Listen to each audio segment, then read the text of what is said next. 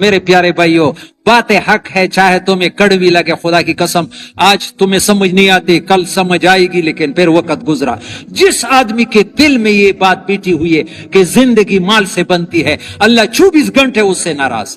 زندگی اللہ بناتے ہیں، اور اللہ بنانے کا راستہ اعمال ہے، صحیح اعمال پر اللہ بناتے ہیں، حضرت محمد صلی اللہ علیہ وسلم کی طریقے پر بناتے ہیں۔ اتنے چھوٹے چھوٹے اعمال پر وعدے ہیں۔ ایک صحابی نے کہا یا رسول اللہ انی احب ان یوسع اللہ فی رزقی، میں یہ چاہتا ہوں کہ اللہ میرے رزق کو کھول دے، میرے رزق کو تنگی دور ہو جائے۔ آسان، تم علی طہارت یوسع فی رزق، ہمیشہ بوضو رہو، تمہارا رزق کھول جائے گا۔ یہ کس کا بتایا ہوا نسخہ ہے؟ حضرت محمد صلی اللہ علیہ وسلم نہیں استعمال کرتے۔ بوضو رہنا کوئی مشکل ہے؟ کتنا پاک صاف رہو گے۔ ادھر شاید بیٹا ہوگا، ایک آدمی ہے، اس کا بیٹا امریکہ میں ہے، مجھے کسی نے بتایا، پھر میں اس کی دکان پر گیا ادھر چونگے میں کہ تاکہ ان سے سن لوں۔ امریکہ وہاں ایک سٹور میں ہے امریکہ میں، پھر میں نے ان کے زبان سے خود ان کانوں نے سنا کہ وہاں امریکہ میں یہ 4-5 مہینے پہلے کی بات ہے، بعض لوگ وہ کرنٹینا میں ڈالنے کے لیے وہ جاتے نہیں ہے تو ٹیسٹ کرنے کے لیے، تو بعض کا ٹیم ہوتا ہے اور وہ ہوتا ہے پولیس والے، راستے میں لوگوں کو گھیرا ڈالتے ہیں اور سر پر وہ رکھتے ہیں کہ ہے یا نہیں۔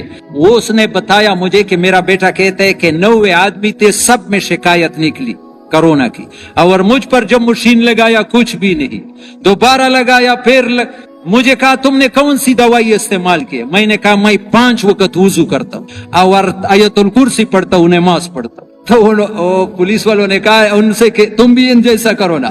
ہمارے ساتھ خدا کی قسم ایسے نسخے جو امریکہ کے ساتھ نہیں ہے، لیکن مسلمان اس پر یقین نہیں ہے۔ ایک وضو سے تمہارا، ایک استغفار سے خدا کی قسم تمہارے سارے مسئلے حل ہوتے ہیں۔ یقین کرو، تم 300 مرتبہ استغفار روزانہ پڑھ لیا کرو، نبی کا بتایا ہوا نسخہ، پکا حدیث ہے، سارے پریشانیاں دور ہوتی ہے۔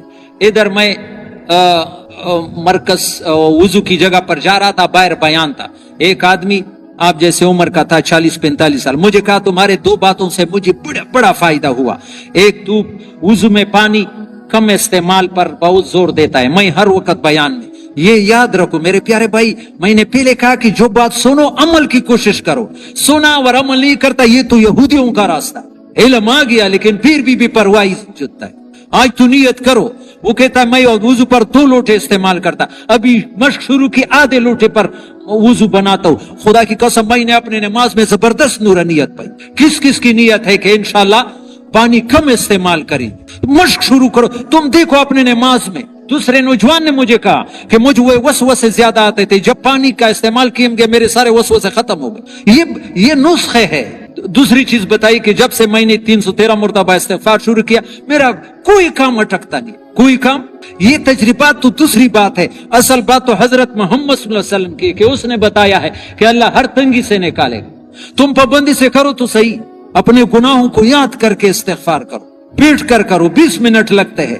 بہتر استغفار استغفر اللہ الذی لا الہ الا هو الحی القیوم واتوب الیہ۔ استغفار کرو، اعمال کرو، نماز صحیح پڑھو، نماز پر بنی ہوئی ہے نماز، یہ بار بار یہ بات سنو، بنی ہوئی ہے نماز انسان کی وہ اصلاح کر سکتی ہے جو 1000 پیرا اور مرشد نہیں کر سکتا۔ پہلے بھی میں نے کہا یہ مشق شروع کرو میرے پیارے بھائیو، آج سے جب سورہ فاتحہ پڑھو، ایاک نعبد و ایاک نستعین۔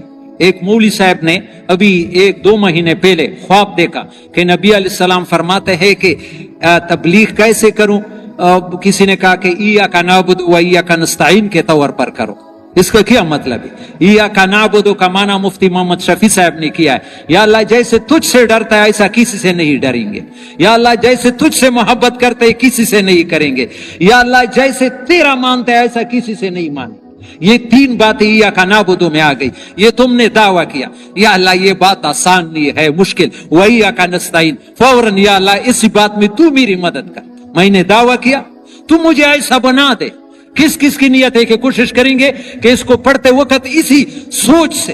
ابھی پیر صاحب فرماتے تھے عصر سے پہلے مشورے میں کہ یہ نماز میں یہ توجہ برابر کرو کہ اللہ مجھے دیکھ رہا ہے، میں اللہ کو دیکھ رہا ہوں، نہیں تو کم از کم اللہ مجھے دیکھ رہا ہے، اللہ سے مانگ رہا ہوں۔ سوالات دعا کو کہتے ہیں، نماز تو سارا اللہ سے مانگنا ہے۔ इहदिना सिरातुल मुस्तकीम पढ़ते हुए इस तसव्वुर से पढ़ो, या अल्लाह मैं तो 1 साल का बच्चा है, खुद नहीं जा सकता है, किसी ने उसके दोनों उंगलियां पकड़े, उसको जिसके हाथ में उंगलियां उसको यकीन है मैंने छोड़ दिया तो गिर जाएगा। या अल्लाह अगर तुमने हमारे उंगलियां छोड़ दी, हम एक कदम भी खुदा की कसम सही नहीं उठा सकते। सूरह फातिहा इस दौर देखो कि तुम्हारी जिंदगी बदलता है या नहीं बदलता। रुकू सुजदे में खासकर, ये मैंने पहले भी कहा, ये हमारे जवान बच्चे, मुझे अपने मस्जिद में इमाम हूं, बस जवान ऐसे नमाज पढ़ते हैं कि नमाज उनको बद्दुआ दी थी। रुकू किया अभी सर उठाए नहीं, सुजदी किया सुजदे सर उठाए नहीं, फिर थोड़ा सा नमाज पर वक्त लगाओ, थोड़ा सा रुकू में जाओ, सुबहान रब्बियल अज़ीम, पाक है रब मेरा जो बहुत बड़ा है। दिल में कहो या अल्लाह रब मना सारी जरूरतों को पूरा करना, या अल्लाह तू तो बहुत बड़ा है, मेरी तो छोटी जरूरत है, या अल्लाह मेरी सारी जरूरतों को पूरा कर।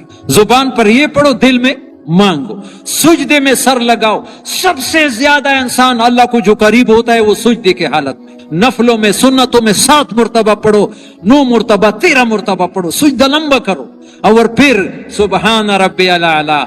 ऐसा किताबों में लिखा है कंजुल अमाल में, सुजदे में ये तसव्वुर से सुजदा करो जैसे अल्लाह के कदमों के दरमियान मैंने अपना सर रखा है। कितनी आजिज़ी है किसी के सर के कदमों में अपना सर डालना। या अल्लाह मैंने ये सर डाला है, तू तो बहुत बुलंद है, मेरे तो थोड़ी जरूरत है, या अल्लाह मेरी जरूरतों को भी पूरा करो और मेरी तरबियत फरमा। ये देखो तुम ऐसा नमाज शुरू करो कि तुम्हारे जिंदगी कैसे चेंज बन जाती। किस किस की नियत है, इंशाल्लाह इसकी मशक करेंगे। नमाज पर कोशिश करो, सही नमाज और जमात से पढ़ो।